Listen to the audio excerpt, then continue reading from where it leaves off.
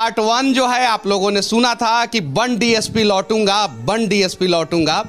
अब वो लड़का जो है कविता सुनने के बाद डीएसपी बन गया है और उसकी कहानी जो है शशि शरण सर फिर कविता के माध्यम से इन्हीं बच्चों के बीच में हम लोगों को सुनाने वाले हैं।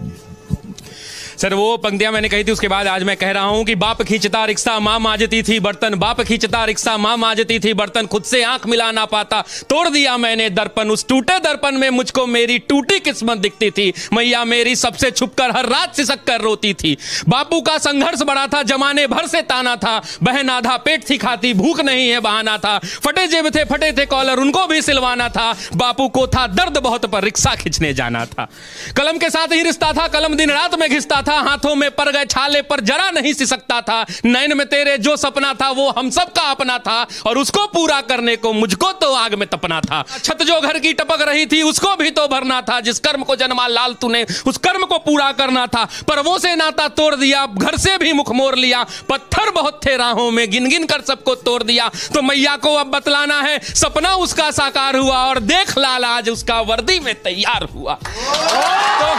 तो मां मैं अब तुमको बतला दूं,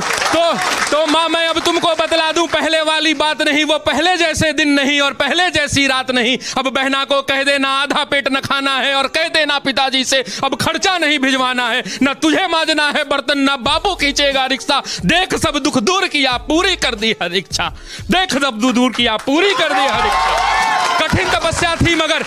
तपस्या थी मगर मेहनत मेरा हथियार था, गुरुओं से लेकर दीक्षा तेरा लाल रन को तैयार था, सब्र का मैया बांध न टूटा मैं गला किस्मत का घोट गया, देख तेरा लाल तुझ तक बन डीएसपी लौट गया। तो